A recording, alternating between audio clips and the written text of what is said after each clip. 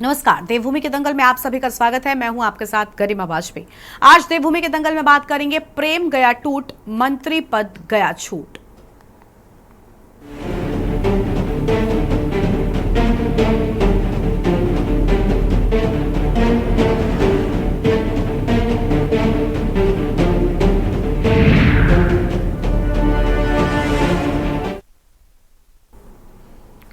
उत्तराखंड के कैबिनेट मंत्री प्रेमचंद अग्रवाल ने कल अपने मंत्री पद से इस्तीफा दे दिया। उन्होंने पहले प्रेस वार्ता कर इसकी जानकारी दी और इसके बाद सीएम आवास पहुंचकर मुख्यमंत्री धामी को इस्तीफा सौंपा। प्रेस वार्ता कर वो भावुक हो गए। उन्होंने अपने राज्य आंदोलन में संघर्ष और योगदान को बताया। उन्होंने कहा कि उस वक्त बयान दिया था उस पर उसी दिन सदन में स्पष्टीकरण भी दे दिया था।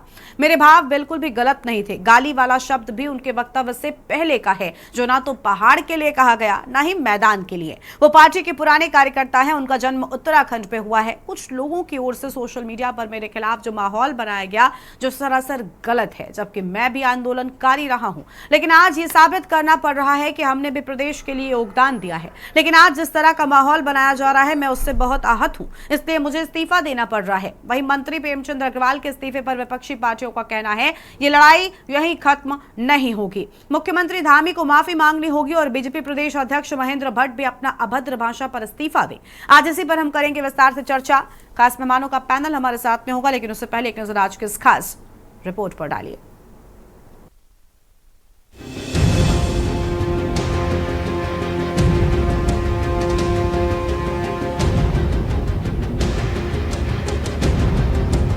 कैबिनेट मंत्री प्रेमचंद अग्रवाल ने कल अपने पद से इस्तीफा दे दिया।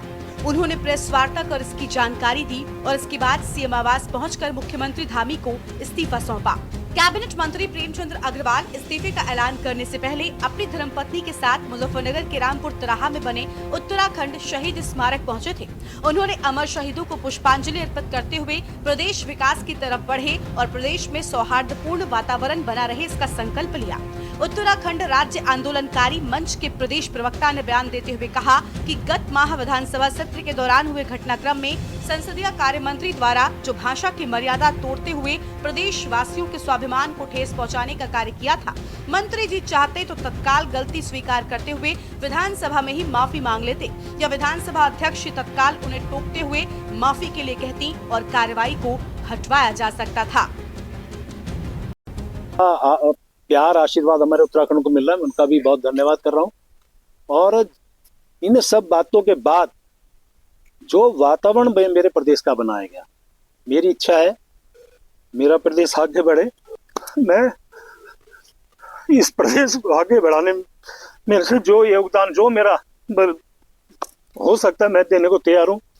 और इसलिए आज मैंने निर्णय लिया है, मैं अपने पद से त्याग पत्र लेने माननीय मुख्यमंत्री जी के पास जा रहा हूँ। प्रेमचंद अग्रवाल जी ने आज इस्तीफा दिया है और इस्तीफा देते समय उन्होंने एक बड़ी गंभीर बात कही कि मुझे उत्तराखंड के लोगों ने इसलिए स्वीकार नहीं किया कि क्योंकि मेरे नाम के पीछे अग्रवाल लिखा है। प्रेमचंद अग्रवाल जी, आप कैसे भूल गए कि आपको कई बार विधायक यहीं की जनता ने चुन के भेजा? आप ये कैसे भूल गए कि आपको विधानसभा का अध्यक्ष बनने का मौका भी यहीं की जनता के आशीर्वाद से मिला? और ये आप कैसे भूल गए कि आप पिछले 3 साल से कैबिनेट मंत्री के पद पे हैं, ये भी यहीं की जनता का आशीर्वाद था। आपने गलत बात कही और उसका नतीजा ये हुआ कि पूरे उत्तराखंड में आग लग गई और उत्तराखंड के लोग नाराज हो गए, सड़कों पर उतर गए। आपके पार्टी के अध्यक्ष ने एक और भद्दा बयान दे दिया, उन्होंने कह दिया सड़क छाप लोग जो है आंदोलन कर रहे हैं। तो ऐसी चीज़ों से लोगों में उद्वेलना आती है, लोग नाराज होते हैं। आपको ये कैसे भूल गए? आप खुद आंदोलनकारी रहे हैं कि जिस प्रदेश का गठन लोगों की शहादत पे, लोगों के जेल जाने से, लोगों की प्रताड़ना के साथ हुआ हो, उन लोगों को आप कैसे अपमानित कर सकते थे? आज आपने इस्तीफा दिया है, प्रायश्चित क्या है, मैं आपको धन्यवाद देता हूं और मुख्यमंत्री से अपील करूंगा कि जल्दी से जल्दी इस इस्तीफे को स्वीकार करें और साथ में महेंद्र भट्ट जी को भी हिदायत दें कि वो इस तरीके की भाषा शब्दावली का प्रयोग ना करें। ये लड़ाई प्रेमचंद अग्रवाल जी के इस्तीफे तक ही सीमित नहीं होगी। ये लड़ाई आगे भी बढ़ेगी तब तक जब तक कि मुख्यमंत्री धामी जी ने इस बात के लिए उत्तराखंड के लोगों से क्षमा नहीं मांगी कि उन्होंने प्रेमचंद अग्रवाल जी को ऐसे कृत्य पर क्यों उनका संरक्षण किया। जब तक रितु खनूड़ी जी ने इस बात के लिए माफ़ी नहीं मांगी सरेआम कि उन्होंने विधानसभा में प्रेमचंद अग्रवाल जी का संरक्षण क्यों किया, तब तक ये लड़ाई रुकेगी नहीं। और जब तक भारतीय जनता पार्टी के अध्यक्ष महेंद्र भट्ट जी ने इस बात के लिए माफ़ी नहीं मांगी कि उन्होंने उत्तराखंड की जनता को क्यों धमकाया इस प्रकरण में, तब तक ये लड़ाई रुकेगी नहीं। जिस प्रकार से विधानसभा के अंदर, प्रदेश की विधानसभा के अंदर जिस प्रकार से संसदीय कार्य मंत्री द्वारा जिन शब्दों का प्रयोग किया गया और जिस प्रकार का जो घटनाक्रम हुआ, वो न बल्कि प्रदेश के अंदर, वो पूरे देश विदेश तक उन चीज़ों की प्रतिक्रिया गई। और निश्चित रूप में वो तमाम उन राज्य आंदोलनकारियों ने जो शहादतें दी गई, जिस प्रकार से हम लोगों ने संघर्ष किया था, और ये तमाम जनमानस से लेके जो एक आक्रोश था, उसमें भारतीय जनता पार्टी हो या सरकार हो, सबको बैकफुट पे आना पड़ा। और निश्चित रूप में ये काम अगर तत्काल वो अगर उस समय माफ़ी मांग के करते या विधानसभा अध्यक्ष उस कार्रवाई को उसी दिन स्थगित करवा देती, इस तरह से उनको वहीं पे पनिश कर सकती थी। जो आज इतना लंबा जो गैप आया है, तमाम जगह जो प्रदेश में जो उबाल है, उन चीज़ों को लेके आज जो इस्तीफा हुआ है, निश्चित रूप में ये भारी जनमानस का दबाव था, उन राज्य आंदोलनकारियों का दबाव था, और कहीं न कहीं सरकार को इस बात को सोचने के लिए विवश होना पड़ा कि ऐसे जो मर्यादा है, ये जो भाषा शैली है, ये इस तरह की विधानसभा में नहीं चलेगी। पूर्व कैबिनेट मंत्री प्रेमचंद अग्रवाल ने कल अपने पद से इस्तीफा दे दिया। उन्होंने अपना इस्तीफा मुख्यमंत्री पुष्कर सिंह धामी को सौंपा, जिसके बाद राज्यपाल ने भी उसे मंजूर कर दिया। पिछले लंबे समय से प्रेमचंद अग्रवाल के इस्तीफे की मांग उठ रही थी। प्रेमचंद अग्रवाल ने सदन के अंदर पहाड़ी समाज के लोगों के लिए कुछ ऐसा कह दिया था, जिसके बाद सदन से लेकर सड़क तक हंगामा चल रहा था। यही नहीं, लगातार प्रेमचंद अग्रवाल के खिलाफ बड़ी संख्या में लोग सड़कों पर भी उतरे हुए थे। वहीं उन्होंने अपने उस बयान को लेकर कई बार खेद भी जताया था। आपको बता दें कि प्रेमचंद अग्रवाल के इस्तीफे के बाद अब 5 मंत्री पद खाली हो गए हैं। अभी तक धामी सरकार के मंत्रिमंडल में 4 पद खाली थे और प्रेमचंद अग्रवाल को मिलाकर अब 5 हो गए हैं। अब हर तरफ एक सवाल उठ रहा है, क्या इस बार धामी मंत्रिमंडल के खाली पड़े 5 पदों को भर दिया जाएगा? और लग भी कुछ ऐसा ही रहा है। सूत्रों की माने तो अभी एक और मंत्री का इस्तीफा मांगा जा सकता है। इसके बाद कुल मिलाकर 6 मंत्री पद खाली हो जाएंगे और जल्द ही इन सभी को भर दिया जाएगा। आज मुख्यमंत्री पुष्कर सिंह धामी का दिल्ली दौरा भी है और इस दौरे में हाईकमान के साथ उनकी महत्वपूर्ण बैठक होने की भी पूरी उम्मीद है,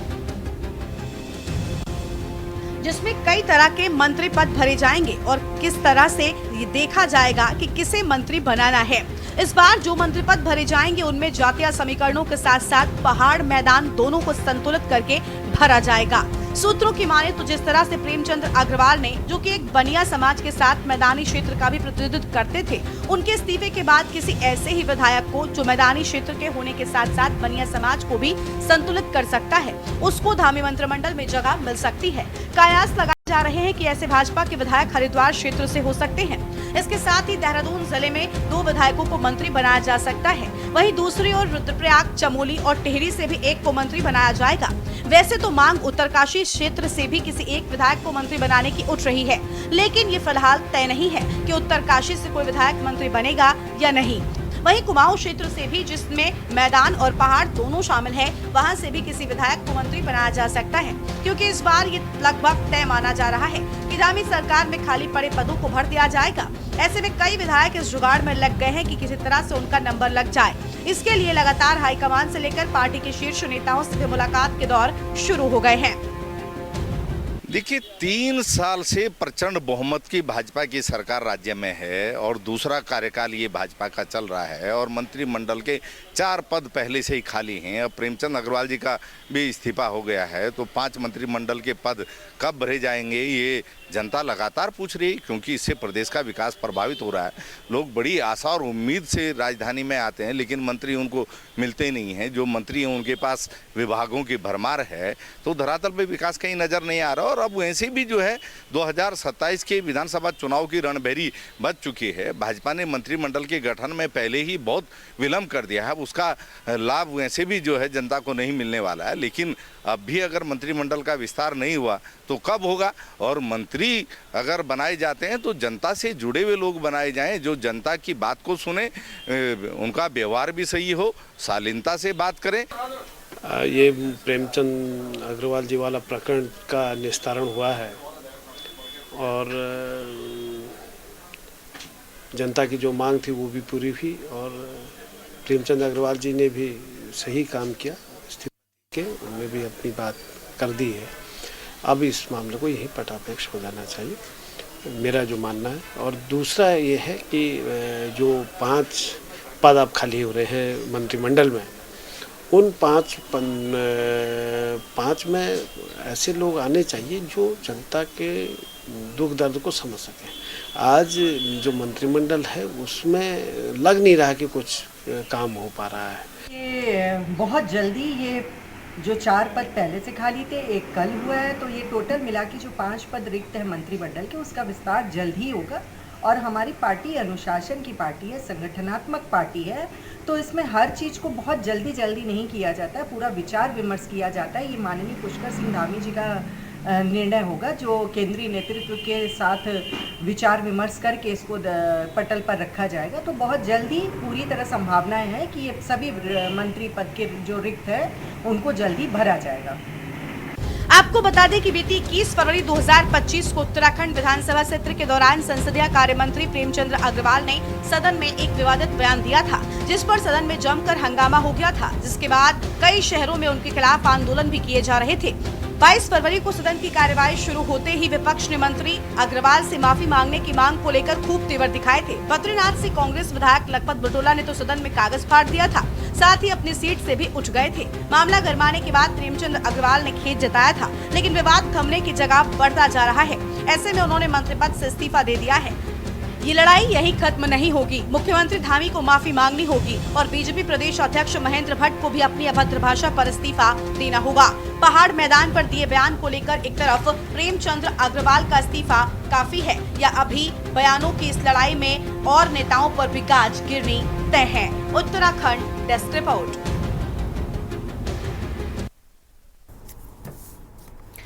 देवभूमि के दंगल में आज इसी मुद्दे पर हम करेंगे विस्तार से चर्चा। खास मेहमानों का पैनल हमारे साथ में जुड़ गया है।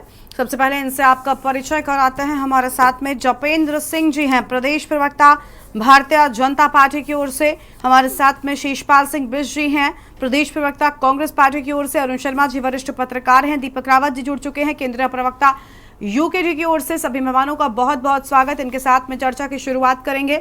बीजेपी के प्रवक्ता अभी हमारे साथ में जुड़े नहीं हैं, कांग्रेस पार्टी के साथ में शुरुआत कर लेते हैं। शीशपाल जी, इस्तीफा आ चुका है जिसकी मांग लगातार हो रही थी, लेकिन विवाद नहीं थमा, क्योंकि कह रहे हैं कि इतने से काम नहीं बनेगा, ये लड़ाई यहाँ नहीं रुकेगी, हमें तो मुख्यमंत्री की माफी चाहिए। सर, क्या फर्क पड़ता है? एक शख्स जिसने बयान दिया उसने स्वीकार कर लिया, एक नहीं दो नहीं कई बार उसने अपनी गलती स्वीकार कर ली, इस्तीफा तक दे दिया, और क्या विपक्ष को चाहिए?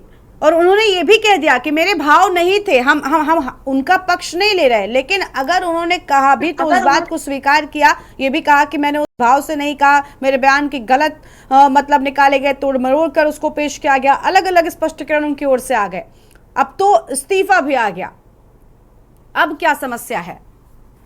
देखिए गरिमा जी, कोई समस्या नहीं है, और अगर कि मेरे भाव ऐसे नहीं थे तो उनको दोबारा से विधानसभा की रिकॉर्ड नहीं चाहिए। जानबूझ करके उन्होंने तहस में आकर के राज्य की जनता का अपमान किया, और उसके बाद भारतीय जनता पार्टी के नेताओं ने जिस तरीके से उनके बचाव में अनर्गल बयानबाजी की, उससे जो है जनता का आक्रोश बढ़ा। जनता का आक्रोश अभी शांत नहीं हुआ है, क्योंकि सवाल मंत्री मंडल से उनके इस्तीफे का नहीं है। सवाल ये है कि जिस तरीके से एक एक करके सबने सीना चौड़ा करके जनता का अपमान किया, भाजपा के प्रदेश अध्यक्ष महेंद्र भट्ट जी ने जनता को धमकाने का काम किया।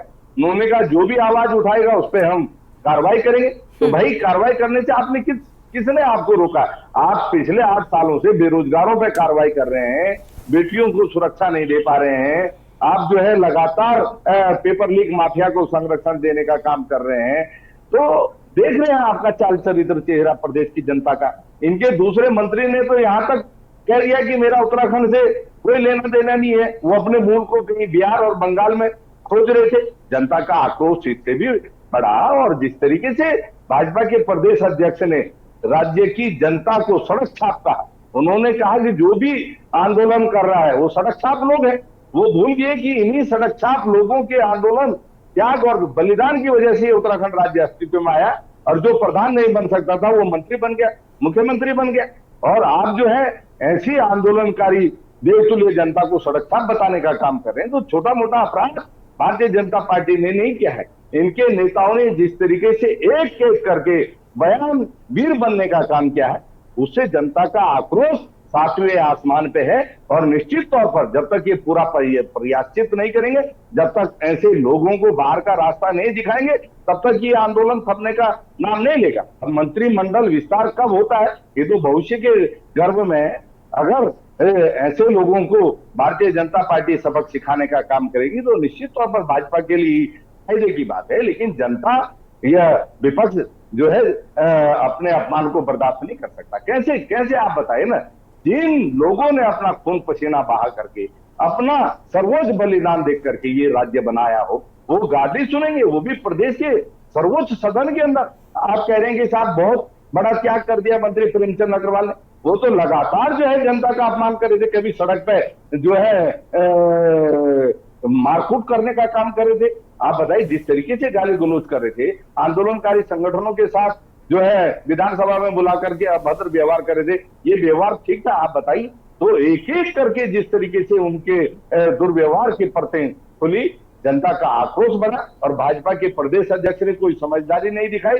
उन्होंने जनता को धमकाने का काम किया, जनता का अपमान करने का काम किया। और दूसरे जो है मंत्री, आप देख लीजिए, उनके बयान का मैं पहले उल्लेख कर चुका हूं। विधानसभा अध्यक्ष जी ने अगर उस दिन समझदारी करके अगर कांग्रेस के विधायक को हड़काने की जगह अगर अपने मंत्री को हड़का दिया होता कि भाई आप क्यों सीना चौड़ा करके जो है जो सवालों के जवाब है उनको पटक रहे हैं और इस प्रकार की अनर्गल बयानबाजी करे, तो मामला वहीं पर जो है थम जाता। लेकिन उन्होंने तो जो है मंत्री को बचाने का काम किया। मंत्री के पक्ष में जो उनका व्यवहार था वो जनता को नागवार गुजरा और निश्चित तौर पर जनता इससे आक्रोशित है। और लोकतंत्र में गरिमा जी, आप जानते हैं कि जनता जनार्दन है। यही जनता हमें ताज भी पहनाती है और यही जनता जो है हमारे ताज उतारती भी है। अब जनता अगर निश्चित तौर पर चाहती है कि भाजपा के मंत्रिमंडल में बड़ा फेरबदल हो, ऐसे जो है गालीबाज और नहीं, वो फेरबदल एक अलग मुद्दा है। फेरबदल, अब कई पद खाली हो गए हैं, 5 से 6 पद खाली हो गए हैं लगभग, तो मंत्रिमंडल में बदलाव तो होगा, नए लोगों को जगह भी मिलेगी, ठीक है। लेकिन बताया जा रहा है कि कुछ और मंत्रियों के भी इस्तीफे जो है वो मांगे जा सकते हैं, अपने आप में बड़ी बात है। विपक्ष से सवाल ये था कि आखिर विपक्ष अब इस लड़ाई को क्यों रोक नहीं रहा है। इस्तीफा आ गया, लेकिन मुख्यमंत्री का इस्तीफा चाहिए, प्रदेश अध्यक्ष का इस्तीफा चाहिए। ये विवाद को बढ़ाना होता है, सर रस्सी का सांप बनाना होता है, ठीक है। चलिए लौटेंगे। जी, रस्सी का सांप कोई नहीं बना रहा है। आप देख लीजिए, सारे बयान रिकॉर्ड पे हैं। जनता मैंने पहले ही कहा, मैं कब कह रही हूँ कि बयान रिकॉर्ड पे नहीं है सर, ये बयान ना होता तो आज ये इस्तीफा थोड़ी हो रहा होता। ठीक है, वो मैं सहमत हूँ। मैंने इस बात पर, मैं उनके बयान को डिफेंड नहीं कर रही। अरे सर, मैं उनके बयान को डिफेंड नहीं कर रही। बात ये कि अब ये लड़ाई रुक जानी चाहिए, सिर्फ ये बात है। चलिए लौटेंगे आपके पास में। और सर और मेहमान है, उनको जोड़ते। शीशपाल जी आएंगे आपके पास में। हमारे साथ में जपेंद्र जी अभी जुड़ चुके हैं। कुंवर जपेंद्र सिंह जी, प्रदेश प्रवक्ता भारतीय जनता पार्टी की ओर से, बहुत स्वागत सर। आज आप देरी से आए, मैं पहला सवाल आपसे ही चाहती थी। आखिरकार गलती स्वीकार कर ली गई, इस्तीफा भी हो गया, लेकिन अभी कहा जा रहा है कि कुछ इस्तीफे और हो सकते हैं क्योंकि मंत्रिमंडल में अब कई पद खाली हैं, नए लोगों को जगह मिलेगी, कुछ और परफॉर्मेंस के आधार पर इस्तीफे लिए जा सकते हैं। हालांकि ये विवाद थोड़ा मुश्किलों भरा हो रहा था, उससे निकल पाना भी मुश्किल हो रहा था, और प्रेमचंद अग्रवाल के लगातार जो बयान या घटनाक्रम अलग अलग हैं, उन्होंने ही उनके लिए मुसीबत खड़ी की और आखिरकार बीजेपी को ये बड़ा कदम उठाना पड़ा। गरिमा जी, ऐसे मौके पे हमें कांग्रेस को बधाई तो नहीं देनी चाहिए, लेकिन ना जाने क्यों हम अपने आप को रोक नहीं पा रहे हैं कि कांग्रेस को, वाकई में कांग्रेस कम से कम इतने लंबे समय के बाद बधाई की पात्र है जिसने इस प्रदेश को पहाड़ और मैदान में बांटने में आंशिक सफलता प्राप्त करी। हम आंशिक सफलता की बात कर रहे हैं क्योंकि ये सर ये बंटवारा कैसे हुआ? इस्तीफा आप मांगे, इस्तीफा स्वीकार आप करें और इस चीज के लिए दोषी, वो भी ये कहते ना गिल्ट में डालने वाली बात आ गई सर। इस आंशिक कामयाबी के लिए कांग्रेस को बधाई। इसलिए बधाई कि कांग्रेस ने बहुत एक योजनाबद्ध तरीके से इस हिंदू मुस्लिम के बाद, जब इन्हें लगा कि हिंदू मुस्लिम के मुद्दे पे ये बार बार बैकफुट पे चले जाते हैं, अब हम क्या करें, तो इन्होंने एक ये पहाड़ मैदान का एक ऐसा षड्यंत्र रचा, और जिस षड्यंत्र को पिछले 25 वर्षों में सदन के अंदर जगह नहीं मिल पा रही थी, कांग्रेस द्वारा पता नहीं कितनी बार इस मुद्दे को सदन में जगह देने का प्रयास किया गया, लेकिन ये कामयाब नहीं हो पाए। लेकिन उत्तराखंड की इस 25वीं वर्षगांठ के उपलक्ष्य में, ये 25वें वर्ष में एक सुनियोजित षड्यंत्र के तहत इनके विधायक इस मुद्दे के साथ सदन में प्रवेश करते हैं।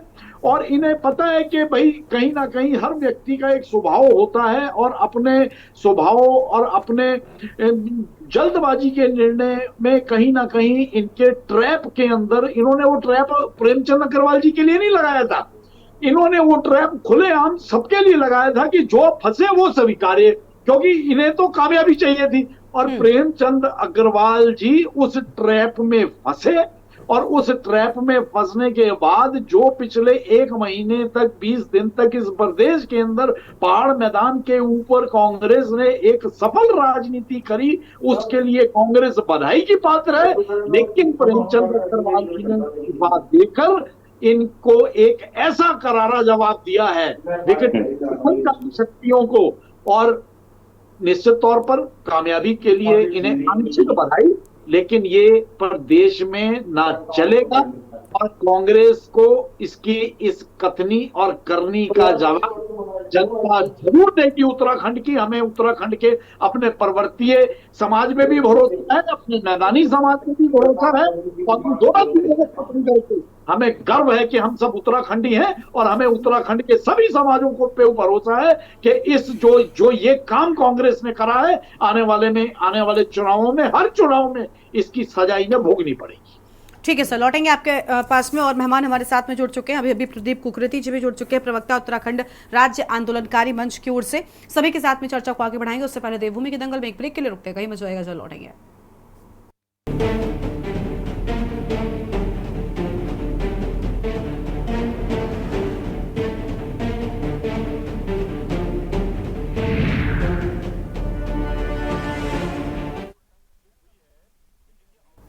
ब्रेक के बाद देवभूमि के दंगल में आप सभी का स्वागत है। हम चर्चा कर रहे हैं प्रेमचंद अग्रवाल के इस्तीफे को लेकर। खास मेहमानों का पैनल हमारे साथ में लगातार बना हुआ है।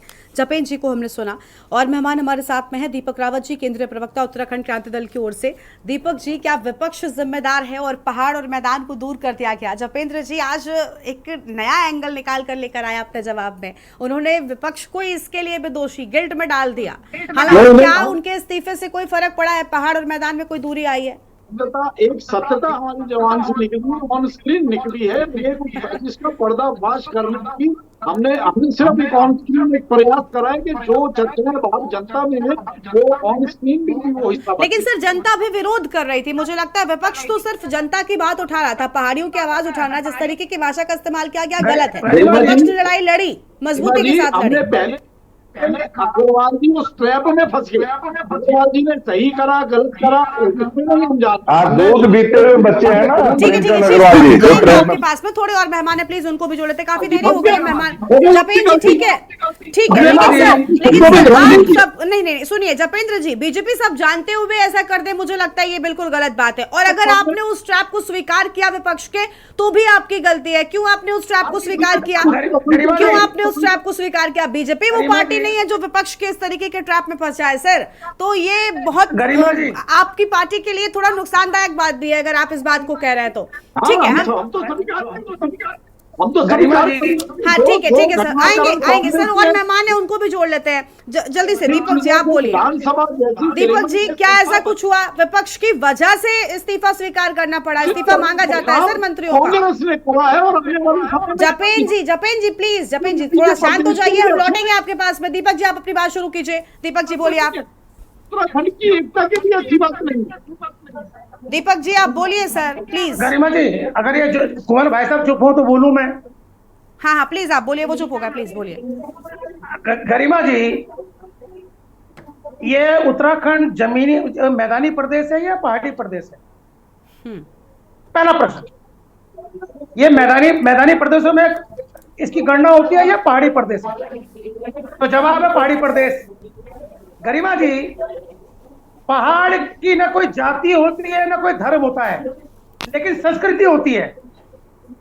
और विडंबना यह है कि भारतीय जनता पार्टी के जो नेता हैं वो इस बात को समझ ही नहीं पा रहे हैं। उन्होंने पहाड़ को जो गाली दी वो पूरी संस्कृति को गाली दिया पहाड़ की। और इस प्रदेश का जो पृथक राज्य का आंदोलन था उसमें एक प्रमुखता जो 4 मुद्दे थे, सामाजिक, आर्थिक, राजनीतिक और सांस्कृतिक, भौगोलिक भी, तो उसमें संस्कृति भी थी। ये लगातार इस बात को, क्योंकि आंदोलन में जो मुख्य 4 कारण थे मैं लगातार बोल चुका हूं, उसमें संस्कृति भी था। तो संस्कृति रूप से हम भिन्न थे।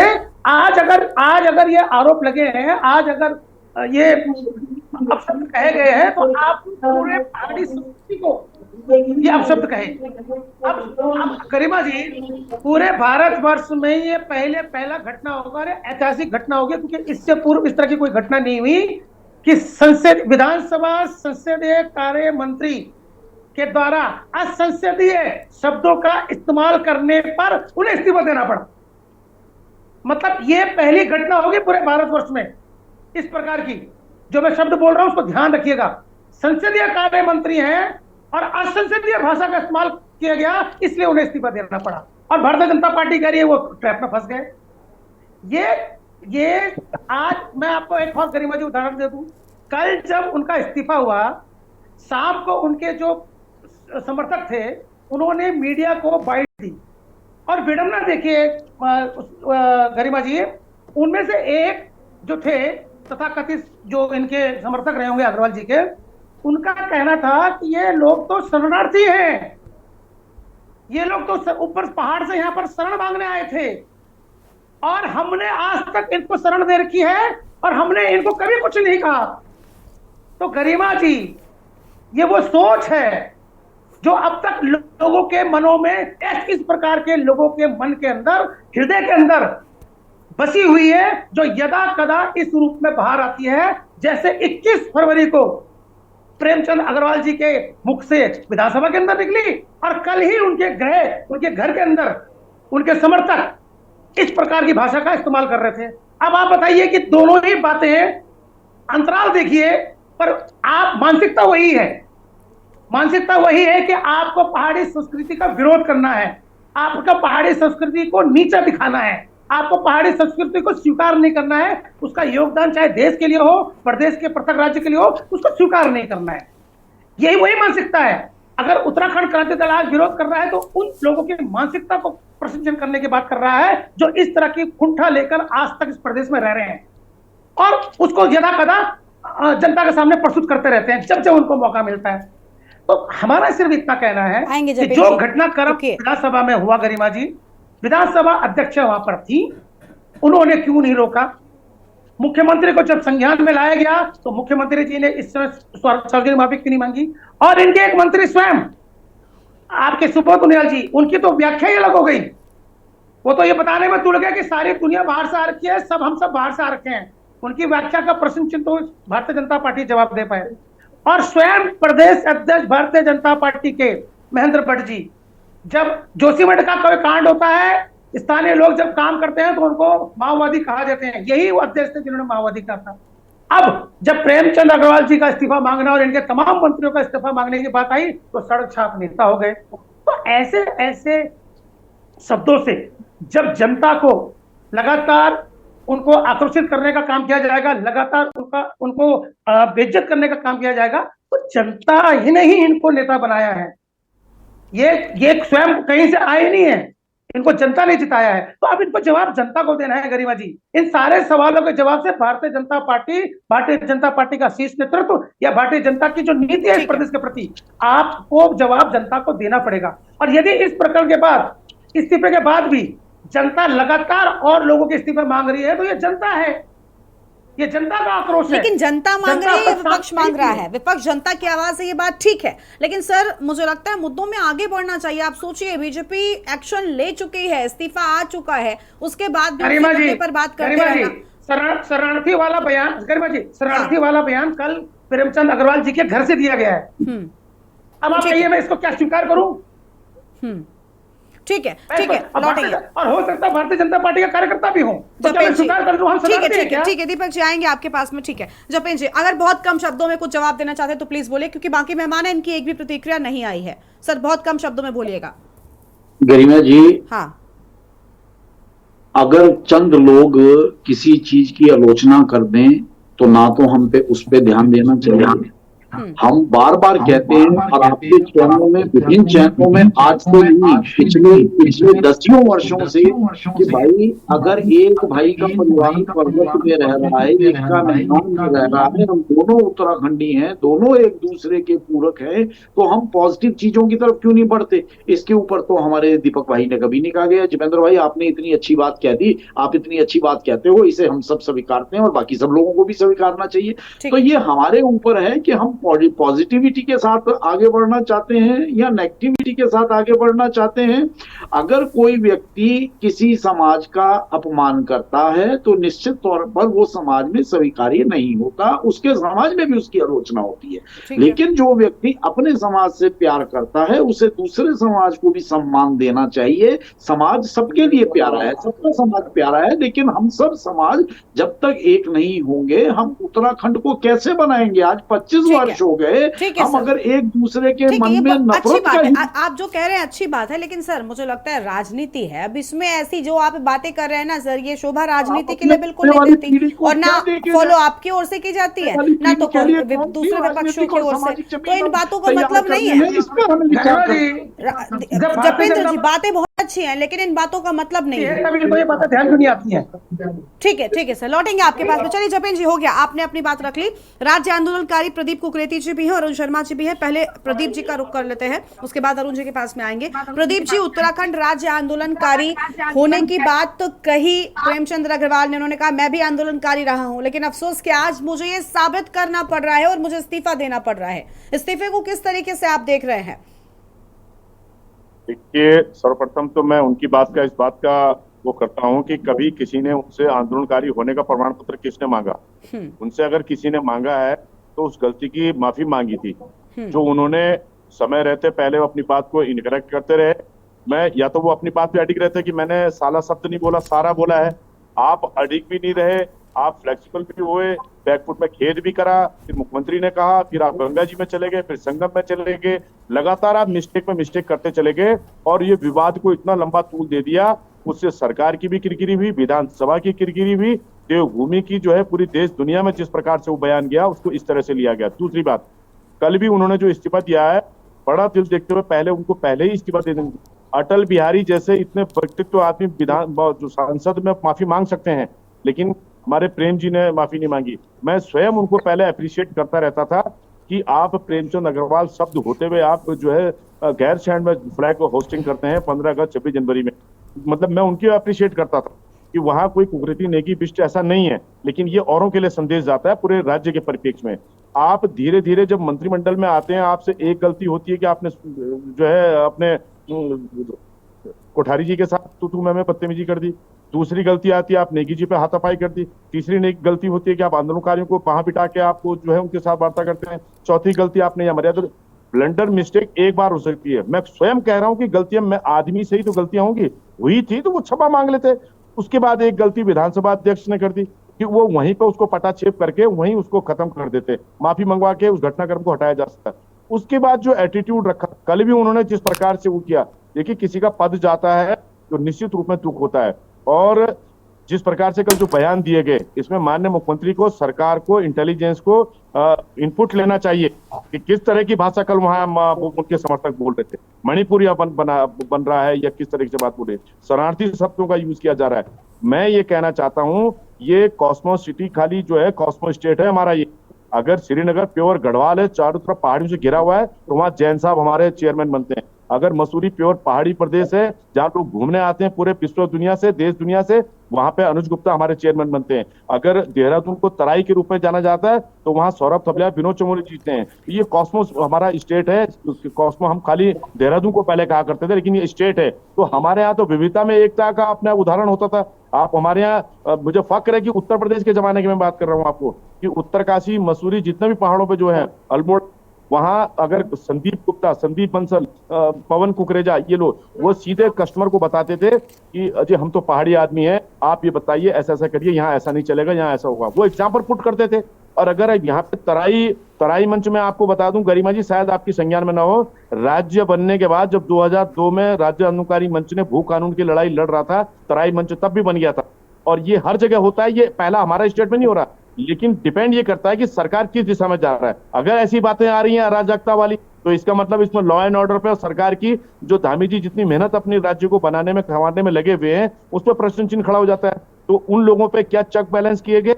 नहीं किए गए अभी तक कोई ऐसा आउटपुट नहीं आया। हमें इस बात की पीड़ा है, जिन लोगों ने संघर्ष किया। हमें आज कपूर साहब याद आते हैं। कपूर साहब का राज्य नहीं चुनाव नहीं में जब मुंह काला किया गया था, लेकिन उनको मुंह काला करने के बाद उन्होंने उसकी गांठ बांध के नहीं रखी दिमाग में कि मैं मंत्री बनूंगा या राज्य बन गया या बनने के बाद उनको ढूंढो।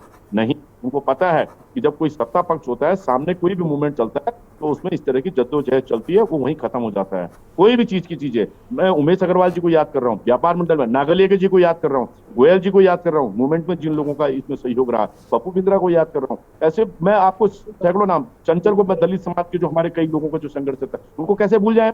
ये एक गुलदस्ते की तौर पर हिंदू मुस्लिम सिख ईसाई केवल नारा नहीं था। अगर प्रजीत ने जो शहादत दी है, तो सलीम अहमद ने भी शहादत दी है, ऐसा नहीं है। लेकिन क्या उस चीज को हम परिप्रेक्ष्य में उसकी ला पा रहे हैं? नहीं ला पा रहे हैं। यहाँ शर्मा जी बैठे हैं, उनको सारी चीजें उनकी कलम से लिपिबद्ध हो रखी है, पुरानी चीज। मतलब आप ये देखिए कि सब चीजों को कभी जिस जो भावना हमारे दिमाग में, वास्तविकता तो यही थी कि पहाड़ी उनको 9.5 जिलों 10 जिलों को लेकर इस राज्य की लड़ाई लड़ी गई थी। लेकिन जब कोई चीज बने, बजाय हम 25 साल में 13 जिलों से हम 15-20 जिलों में तक तो नहीं बढ़ पाए। हम उल्टा हम इसको घटाएं कैसे, इसमें वैमनस्य कैसे पैदा करें, ये सवाल यहाँ कैसे आ जाते हैं। ये कहीं ना कहीं इस बात की मुझे पीड़ा है। अगर इस राज्य में अगर ऐसा होता, देखिए विरोध सब जगह चलता है और अपने समाज के लिए लड़ना भी चाहिए, मैं कह रहा हूँ लड़ना चाहिए, लेकिन सकारात्मक दृष्टि से लड़ना चाहिए। मैं इस बात के लिए मैं पंजाब को सैल्यूट करता हूँ, साउथ को सैल्यूट करता हूँ, महाराष्ट्र को सैल्यूट करता हूँ। भाई अपने पक्ष के साथ आप खड़े क्यों नहीं होंगे? लेकिन यहाँ पूरे उत्तराखंड के अंदर रहने वाले व्यक्ति के ऊपर जिस प्रकार से अगर साला शब्द, मैं फिर कह रहा हूँ, दोबारा कह रहा हूँ, इस्तीफा दिया है, स्वागत है। मैं उस चीज का विरोध करता हूं कि जो पटाखे जो फोड़े गए, मैं इन चीजों के पक्षधर नहीं हूं। जो चीजें नहीं होनी चाहिए, वो एक राजनीतिक परिप्रेक्ष्य में, वो जिस परिप्रेक्ष्य में हो काम, मैं नहीं करता हूं। लेकिन उनको अगर वो उसी दिन माफी मांग के, छोटे अटल बिहारी संसद में तो माफी मांग सकते हैं। इनके और जो पुराने अगर दौर को याद करें, सबने इस्तीफे दिए हुए हैं तत्काल उसमें। तो एक बड़ा तिल दिखाने की परंपरा कब आएगी, कब हम सैक्रिफाइस करेंगे? हमारे जो नौनियाल है, जो नई पीढ़ी है, चाहे राजनीति में चाहे सामाजिक में, वो क्या चीजें अडॉप्ट करेंगे? अगर मैं कोई चीज मेरे से गलती होती है तो मुझे माफी मांगने में क्या दिक्कत? अगर मेरे से गलत हुई है, जबान फिसल सकती है, क्योंकि वो मैं समझता हूँ साला शब्द एक चलता फिरता सड़क में कोई नॉर्मल बात करता है, उसे निकल जाता है, निकल गया होगा, लेकिन आप उससे पीछे हट गए। आप एटीट्यूड आपने बराबर रखा। कल भी उन्होंने फिर इस बात को बोला कि मोड़ तोड़ के, अग्रवाल जी को ऐसा नहीं कहना चाहिए था, उनको बड़ा दिल दिखाना चाहिए था। अब जो कल उन्होंने जो बात शब्द उनके समर्थकों ने कही, वो रायता फैलाने वाला काम है। उनकी बची कुची राजनीति पे जो है उनकी फजल करवा रहे हैं वो लोग। उसमें अग्रवाल जी को फिर बड़ा दिल दिखाना चाहिए कि ऐसा कोई भी कृत्य इस राज्य में न करे। ठीक है सर, लौटेंगे आपके पास में। अरुण शर्मा जी हमारे साथ में, वरिष्ठ पत्रकार हैं। अरुण जी, क्या प्रेमचंद्र अग्रवाल की राजनीति यहीं पर थम गई है? माफी भी मांग ली, गंगा किनारे जाकर भी मांगी, अब तो इस्तीफा भी दे दिया। और मुझे लगता है जिस तरीके से विवादों के साथ उनका नाता रहा है, ये सिर्फ यही मामला नहीं, इसके पहले की चीजों को भी ध्यान में रखा गया। गरिमा, वो हांडी में हमारे यहाँ तो पहाड़ के सारे लोग बैठे हैं, मंडू में दाल बनाई जाती है। हाँ। जो तांबे का बड़ा बर्तन होता है, उसमें रात को चूल्हे में धीमी आंच में रख दी जाती है और सुबह तक वो उड़द राजमा तैयार होती है। तो ये वही दाल थी, धीरे धीरे पक रही थी। और जब उसको बांटने का नंबर आया तो पता लगा कि वो भड्डू लेके कोई भाग गया। वही हो रहा है। देखिए, ये एक दिन की घटना नहीं है, क्योंकि प्रेमचंद मेरे क्षेत्र के विधायक हैं और मैंने उनकी राजनीति को बहुत नजदीक से देखा है। तब से तो नहीं जानता जब वो डीएवी में अखिल भारतीय विद्यार्थी परिषद की नेतागिरी करते, लेकिन जब वो जिलाध्यक्ष बीजेपी के बने थे और उसके बाद वो अक्सर डोईवाला चौक पे अपनी दुकान में बैठा करते थे, तो आते जाते उनसे मुलाकात होती। जिद्दी हैं, ब्लड प्रेशर के मरीज हैं, बीपी एकदम बढ़ जाता है। और ये बात मैंने उनको 2002 में समझाई थी। 2 बातें की थी। मैं हमारे यहाँ जोली ग्रांट में जो मेडिकल कॉलेज है, उनके जो चांसलर है विजय धसमाना, उनके साथ बैठा हुआ था। ये अचानक वहां आ गए, तो इन्होंने कहा, मेरा पुराना परिचय था कि अरुण भाई कैसे राजनीति आगे चला जाए। तो मैंने कहा 2 चीजें करना, दुख सुख में सबके शामिल होना, सुख में भले मत जाना, दुख में जाना। और आज तक मेरे क्षेत्र के विधायक हैं 4 बार के, तो मैं जानता हूं कि आज तक पूरे क्षेत्र में अगर किसी की डेथ होती है तो वहां प्रेमचंद अग्रवाल घास में भी मिलते हैं, उनके घर भी जाते। शुरुआत के प्रेम जाने को, लेकिन उन्होंने वो दुख में जाना सबका जारी रखा और मुझे लगता है यही उनकी लगातार जीत का की लोकप्रियता भी बताता है। होता है राजनीति में अप्स एंड डाउन चलते रहते हैं। आज उनका बुरा वक्त है और मुझे तो कोई कह रहा था कि किसी ने उनकी जन्म कुंडली दिखाई थी किसी ज्योतिष को, तो उस ज्योतिष ने कह दिया था कि इनका बुरा वक्त आने वाला है। अब अगर किसी ने कह दिया तो सावधानी बरतनी चाहिए हमको भी, इस सबको, लेकिन वो नहीं बरती गई। अब वो जो विधानसभा सत्र का पहला दिन था, अगर वो याद हो सकते कि उसी में प्रेमचंद अग्रवाल और मदन बिष्ट के बीच में झड़प हो गई।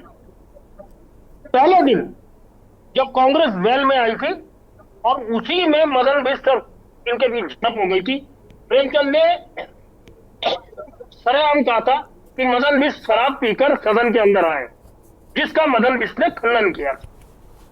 वो जो पहले दिन की तकरार थी, वो उस दिन देखिए वो आग में घी डालने का काम किया जब वो हाउस चल रहा था 21 तारीख को, और अचानक वो कांग्रेस के लोग बार बार बोल रहे थे और मुझे लगता है कि प्रेमचंद अग्रवाल उस जाल में फंस गए। और वो जो शब्द स्लिप ऑफ टंग कहते हैं हमारे यहाँ, वो जो शब्द है जबान कंट्रोल नहीं होने से आज वो सारी परिस्थिति हुई। और मुझे नहीं लगता कि उत्तराखंड में किसी भी नेता का इतना प्रचंड विरोध हुआ। क्या उसका कारण कोई रहा हो, क्या उसका कारण बेरोजगार संघ रहा हो, क्या उसका कारण कांग्रेस रही हो, या उसका कारण यूकेडी रही हो, कोई भी रही है, लेकिन इतना प्रचंड विरोध किसी नेता का आज तक नहीं हुआ। और उस प्रचंड विरोध का ये नतीजा था कि प्रेमचंद अग्रवाल को इस्तीफा देना पड़ा। मेरे पास 1 हफ्ते पहले की खबर थी कि सारी चीजें मैनेज हो गई।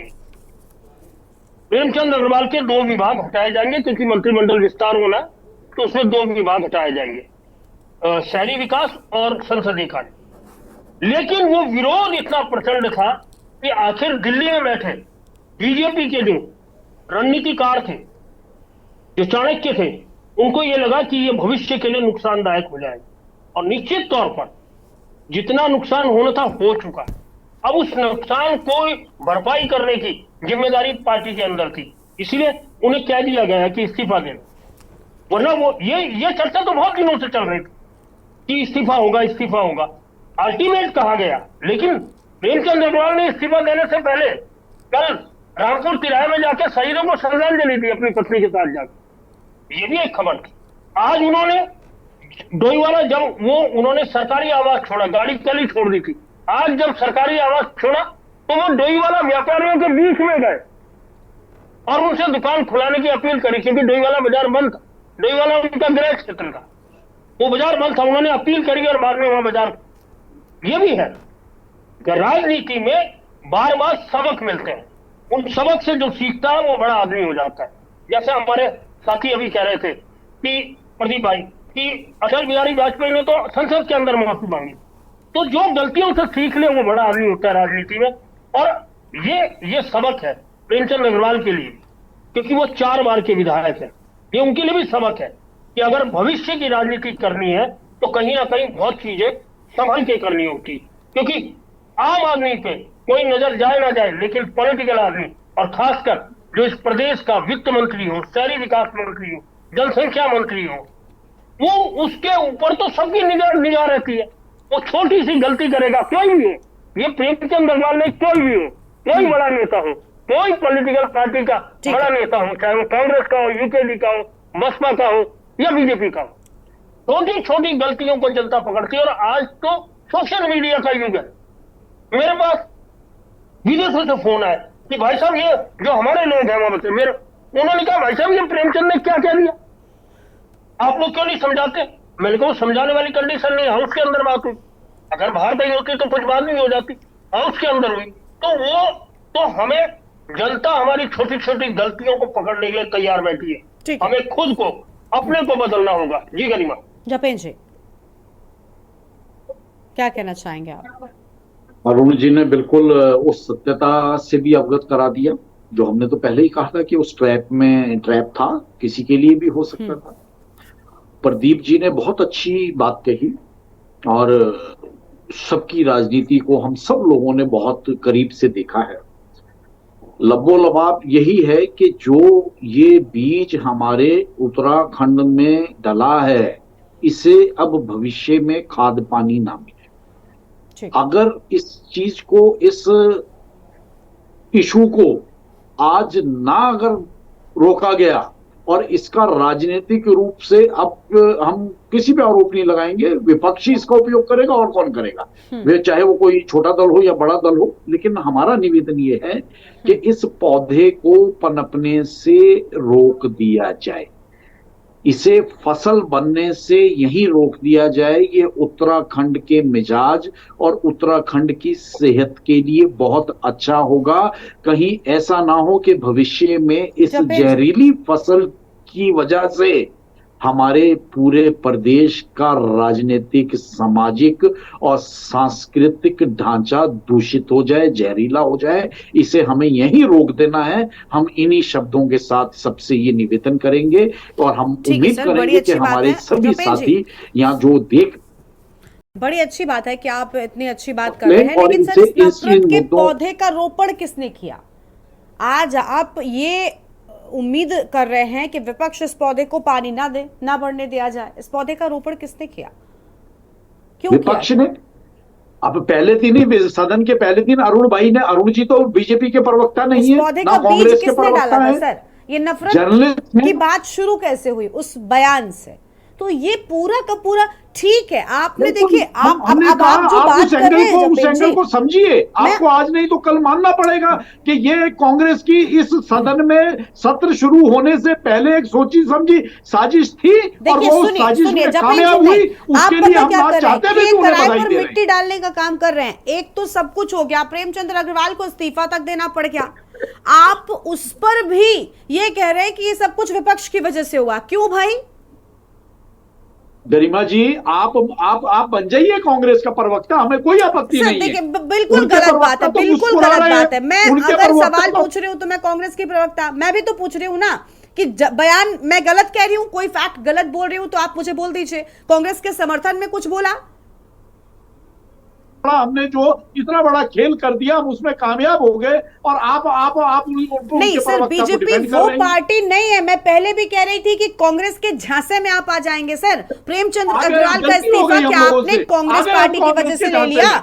आपको भी लगा कि आपकी पार्टी का नुकसान हो रहा है, छवि खराब हो रही है, तब आपने इस्तीफा लिया है। हर एक बात के लिए कांग्रेस पार्टी को दोषी ठहरा देना गलत बात है। मैंने पहले भी, सबसे पहले आप जुड़े नहीं चर्चा में, आपने मुझे कांग्रेस का प्रवक्ता बनने की नसीहत दे दी, आप जुड़े भी नहीं थे। मैंने कांग्रेस पार्टी के प्रवक्ता से यही कहा कि इस विवाद पर रोक कब लगाएंगे, कब इस विवाद को रोकेंगे। अब तो इस्तीफा भी हो गया, लेकिन अब आप मुझसे ही कह रहे हैं कि मैं कांग्रेस पार्टी का प्रवक्ता बन जाऊं। आप डिफेंड कर रही हैं सर, आप जुड़े नहीं थे। मैं डिफेंड नहीं कर रही, मैं आपसे सवाल पूछ रही हूँ। मैंने आपको कहा कि आपकी पार्टी ने जो इतना बड़ा एक्शन लिया सर, राजनीतिक प्रभाव कितना बिगड़ता है एक इस्तीफे के बाद एक नेता का, समझते होंगे आप बहुत अच्छी तरीके से। आप राजनीतिक शख्सियत है, राजनीतिक पार्टी के प्रवक्ता है। एक शख्स को इस्तीफा देना पड़ गया, एक पार्टी ने अपने एक मंत्री का इस्तीफा ले लिया। राजनीति में बड़ा बदलाव है ये, और आप कह रहे हैं कि ये सब कुछ बीजेपी ने कांग्रेस पार्टी के लिए कर दिया। क्यों भाई? कांग्रेस क्यों जिम्मेदार है? आपको लग रहा था प्रेमचंद अग्रवाल इतने ठीक है, नहीं लेना चाहिए था इस्तीफा? कांग्रेस को डिफेंड मत करिए, आप नहीं स्वीकार करते सर। प्लीज कैसी बातें कर रहे हैं आप? मैं कांग्रेस पार्टी को डिफेंड नहीं कर रही, मैं आपसे पूछ रही हूँ सवाल। आपने इस्तीफा क्या कांग्रेस पार्टी की वजह से लिया है? नहीं है, कांग्रेस के प्रवक्ता भी नहीं है। उन्होंने भी खुलासा करा आपको। उन्होंने अपनी गरिमा को रखते हुए, अपनी पत्रकारिता के जो अनुभव के साथ आपको इशारों में सब समझा दिया कि कहां से क्या चीजें शुरू हुई। नहीं सर, मैं सब समझ रही हूँ, लेकिन आप ये नहीं सर सुनिए जपेन जी, मेरे सवालों, मैंने कोई गलत फैक्ट बोला? जपेन जी, जब आ रही हूँ शेषपाल जी आती हूँ। जपेन जी पहले सुनिए, जपेन जी सिर्फ ऐसे बोलने से काम नहीं चलता। जपेन जी, मैंने कोई फैक्ट गलत बोला क्या? ये बयान प्रेमचंद अग्रवाल ने नहीं, कांग्रेस पार्टी किसी नेता ने दिया था क्या? ऐसा तो नहीं है। आपको लगता था प्रेमचंद अग्रवाल बहुत ठीक है, बिल्कुल सही है, उनका बयान कोई दिक्कत नहीं दे रहा आपको, आप ना लेते इस्तीफा? क्यों आपने इस्तीफा लिया? और उसके आपने लिया भी तो आप उसके लिए भी कांग्रेस को जिम्मेदार ठहराएंगे, तो ये गलत बात है। आप तो अपने किए कराए पर मिट्टी डाल रहे हैं सर।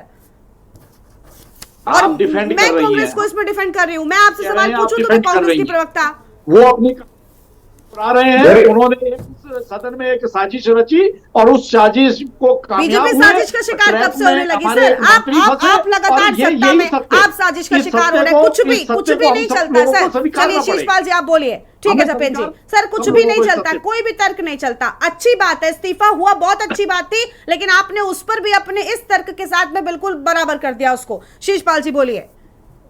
देखिए गरिमा जी, भारतीय जनता पार्टी अभी भी सत्ता के अहंकार में अपनी गलती मानने के लिए तैयार नहीं है। जिस तरीके से इन्होंने एक एक करके राज्य की जनता का अपमान किया और राज्य की जनता के आक्रोश को भांपने में ये विफल रहे हैं। कांग्रेस पार्टी ने सदन के अंदर इनका जो राज्य विरोधी चेहरा है उसको उजागर कर दिया और जनता लगातार जो है इनसे माफी मांगने के लिए कहती रही, लेकिन इनके एक एक नेता आगे निकल के आए और लगातार जो है अपने बयानों से जो है जनता को पुरानी बात हो गई। शीशपाल जी पुरानी बात हो गई, माफी क्या इस्तीफा हो गया। अब मुझे लगता है कांग्रेस को भी उससे आगे बढ़ जाना चाहिए सर। ठीक है, अरुण जी के पास एक अंतिम और छोटी सी प्रतिक्रिया। अरुण जी, क्या मैंने कोई फैक्ट गलत बोला? क्या कांग्रेस पार्टी का बयान था प्रेमचंद अग्रवाल वाला? और क्या बीजेपी एक ऐसी पार्टी है जो कांग्रेस के प्रभाव में आकर एक मंत्री का इस्तीफा ले लेगी? गरिमा जी, पहाड़ और मैदान की ठीक है शीशपाल जी शांत हो जाइए। शीशपाल जी शांत हो जाइए, हो गया आपका। अरुण जी आप जल्दी से बोलिए। जनता से माफी मांगनी चाहिए और भविष्य के अंदर आप बोलिए। शीशपाल जी शांत हो जाइए, आंदोलन खड़ा होता है। अरुण जी आप बोलिए, सर आप बोलिए, वो चुप हो जाएंगे। अरुण जी आवाज मिल रही है आपको? हाँ मिल रही है गरिमा जी। अरुण जी पूछिए क्या कह रहे थे। ठीक है सर, शोर में आवाज नहीं है। अच्छा ठीक है सर। सर मेरा सवाल ये, जपेन जी अभी कह रहे हैं कि मैं कांग्रेस पार्टी को डिफेंड कर रही हूँ, क्या प्रेमचंद अग्रवाल ने बयान नहीं दिया था? उसी बयान के चलते तो आज इस्तीफे की नौबत आई सर। इसके लिए कांग्रेस जिम्मेदार कहां से हो गई? वो जुड़े नहीं थे। मैं लगातार कांग्रेस से यही कह रही थी कि रुक जाइए, अब विवाद थम जाना चाहिए, रस्सी का सांप मत बनाइए, मेरे यही शब्द थे। जपेन जी आप वापस से डिबेट को सुनिएगा जाकर पहले। ये सच को स्वीकार नहीं करते हैं भाजपा के लोग। इसमें कांग्रेस जिम्मेदार कैसे? अरुण जी नहीं, देखिए कांग्रेस को मुद्दा मिल गया। कांग्रेस एक राजनीतिक पार्टी, बिल्कुल, और मेरा यह मानना है कि अगर राजनीतिक पार्टी को कोई मुद्दा मिलता है तो वो उसे लपकने के लिए तैयार रहे और उसको विधिवत तौर पर उस पर राजनीति करे। और कांग्रेस ने निश्चित तौर पर इस मुद्दे पे बहुत जबरदस्त राजनीति करी है। पूरे प्रदेश की जनता को, खासकर पहाड़ी मूल के लोगों को प्रेमचंद के खिलाफ खड़ा करने में बहुत महत्वपूर्ण भूमिका अदा की। अरुण जी, क्या बीजेपी ऐसी पार्टी है जो कांग्रेस के विवाद से प्रभावित हो जाएगी? क्या बीजेपी कांग्रेस के विवाद से प्रभावित होकर अपने मंत्री का इस्तीफा ले लेगी? बीजेपी को जब लगा कि ये बयान नुकसानदायक हो रहा है, पार्टी की छवि पर असर पड़ रहा है, तब ये इस्तीफा हुआ है। बिल्कुल बिल्कुल बिल्कुल। तो कांग्रेस पार्टी को दोष देना सर मुझे लगता है बिल्कुल गलत है। ठीक है, चलिए बहुत शुक्रिया आप सभी मेहमानों का हमारे साथ चर्चा में आने के लिए, अपनी बात रखने के लिए। तो अब देखिए प्रेमचंद अग्रवाल का इस्तीफा सामने आ चुका है, लेकिन विपक्ष है जो कह रहा है कि ये लड़ाई अभी नहीं रुकेगी, हमें मुख्यमंत्री की भी माफी चाहिए और साथ ही साथ बीजेपी के प्रदेश अध्यक्ष महेंद्र भट्ट के भी इस्तीफे की मांग लगातार विपक्ष की ओर से की जा रही है। देखना होगा कि आखिर ये दंगल कब थमेगा। देवभूमि के दंगल में इतना ही। तमाम खबरों के लिए आप देखते रहिए न्यूज़ इंडिया। नमस्कार।